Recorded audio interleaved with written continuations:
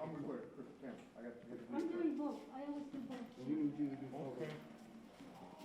Mr. Blake, his father, your mother's child, Jacob Blake Senior. The father was a member of our organization. Bishop Travis Grant, who was our national field director, engaged in serving in Kenosha and Milwaukee when it happened. Let's say before bringing both Jacob's home, Jacob home. The decision by the district attorney was fundamentally unfair. He didn't make a decision. He equated the guy who shot the man 7 times with the boy who got shot in the back 7 times. Kind of ham and egg justice, you know.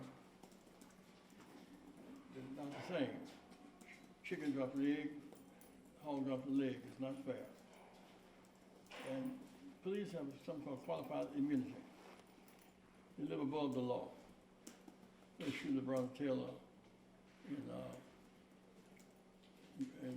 Louisville and walk away free.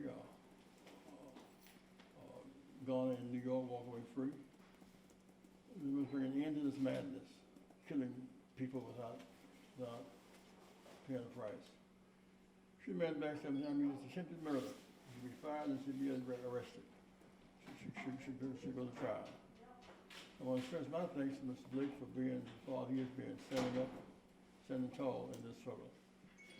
We've also been on the phone today with people in Washington because already Trump has created a certain climate in the country. It's all right to shoot and kill. You can get away with it. They're in Washington right now with loaded guns, AK-47, AR-15s. The Congress is intimidated on the issue of security.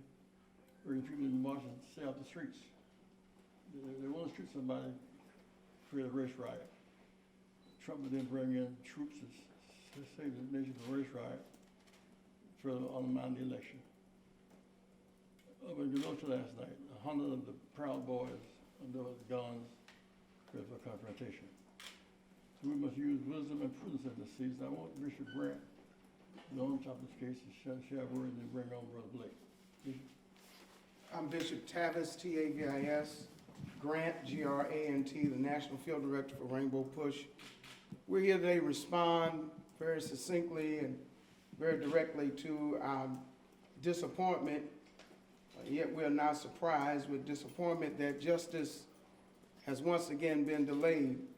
Such as the case was with Emmett Till, such as the case was with Medgar Evers, such as the case was with Trayvon Martin, and most recently with Breonna Taylor. We spent several evenings ago with Mr. Blake, Breonna Taylor's family, and George Floyd's family, talking about how to react to delayed justice. Mr. Blake was in Kenosha last night under duress and under threat from the Proud Boys. He's endured a number of death threats through all of this, and yet has stood tall beside his family, namely his son.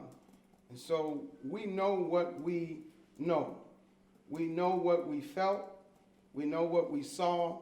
We know what we heard when we heard the shots, the 7 shots, when we saw the video. And the prosecutor has given us a brand of justice that represents the group that wants to overturn this election, that wants to challenge our birthright, that wants to make us 3/5 human.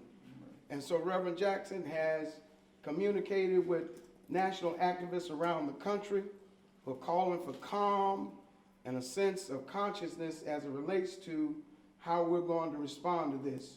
We're going to be proactive and not reactive.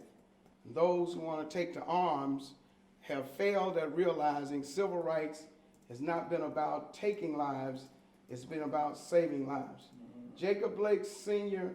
has been an example of a freedom fighter and one who has sought justice, and the fight is not over.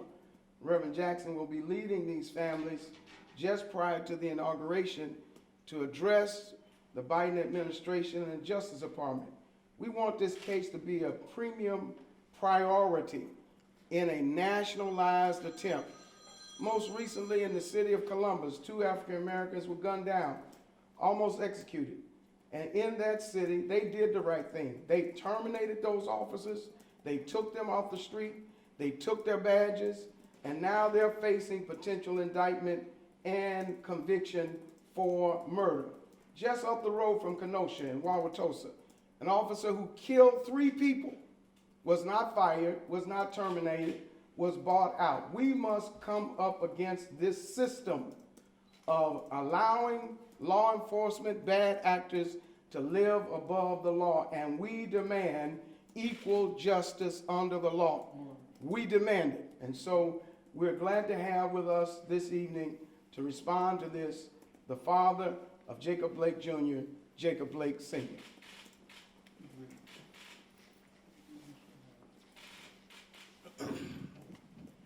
We're here, well, I'm here on behalf of my son and my family.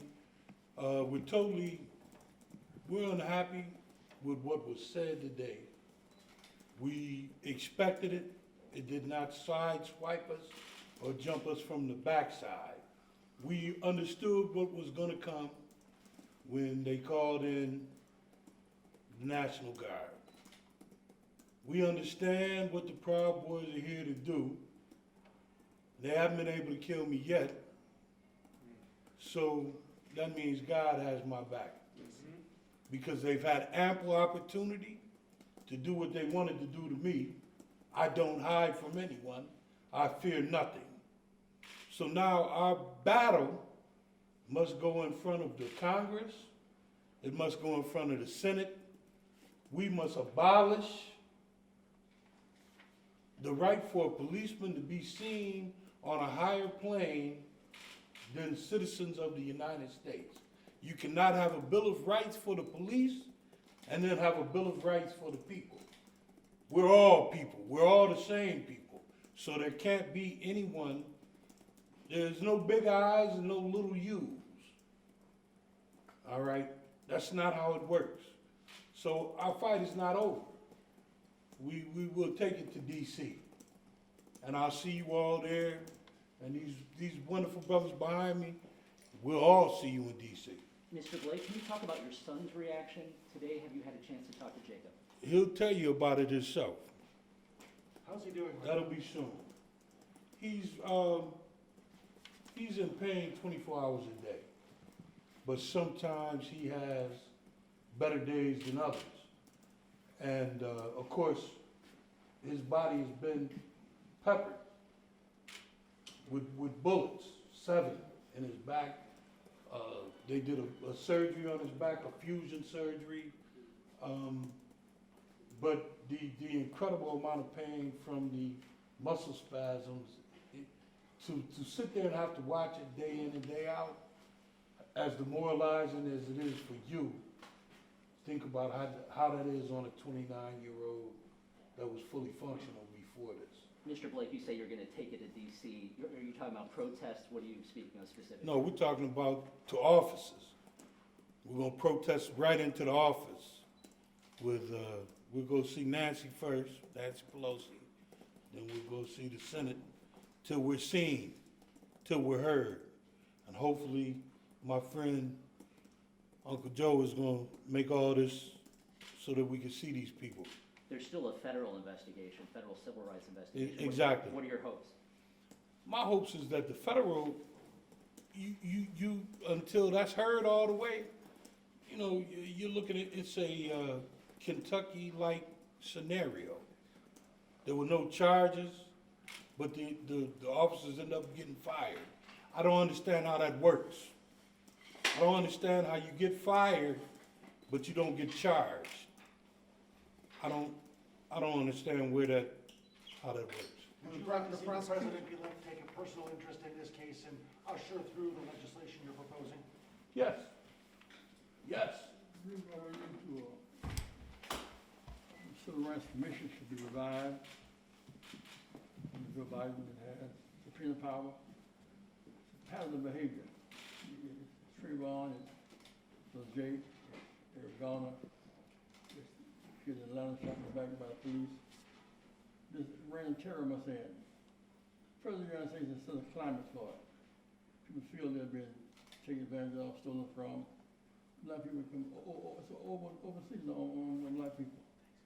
We'll challenge the issue of qualified immunity with the new Attorney General of the United States. Police have the right to shoot people, walk away. One McDonald was shot, killed. He had to take back 400 days, shot 16 times. Policeman went to jail. First time police have been indicted in Chicago in 50 years. And when George Floyd was killed in Minnesota, the police didn't live in the city and they were indicted for the first time ever. This kind of must stop. Reverend Jackson has equally raised an issue. Step to the mic, please, if you don't mind. Sorry about Reverend that. Jackson has equally raised the issue of equating the shooter of Jacob Blake Jr., equating them in this decision. There is no equation, no moral equation to shooting an unarmed man who was outnumbered and unarmed, and in your decision trying to moralize, minimize, or marginalize his life in that he lost more than everyone on that day. Equally so, we're raising a fundamental question. This prosecutor's office, the sheriff, and many other electeds are lined up with a philosophy of overturning the vote, making people feel less than, not giving people insurance, treating immigrants less than human. How can this office be trusted to prosecute an individual that has raised over $2 million for his defense? Over $2 million has on one hand treated him like a patriot and on the other hand like a folk hero. Kyle Rittenhauser is a murderer and should be treated as such. Undoubtedly. As is a murder and should be treated as such.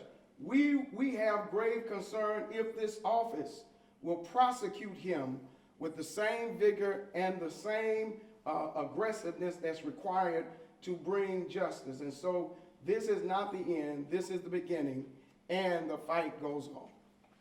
Mr. Blake, how are your children, how are your grandchildren doing?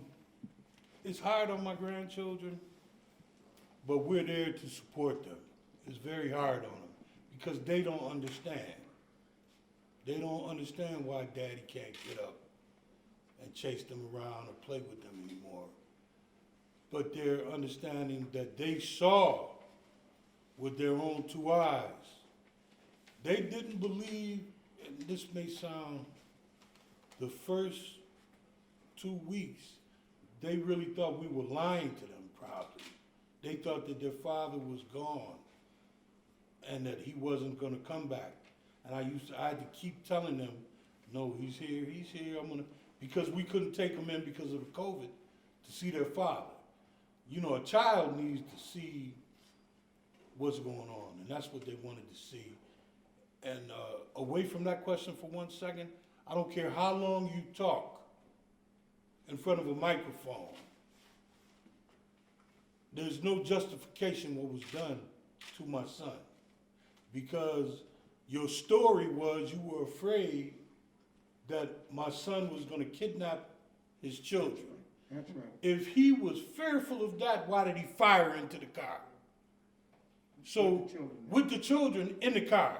So it's either going to be, you're not going to keep flip-flopping. This is not hopscotch. This is not ping pong. This is my son, man. My son cannot walk right now.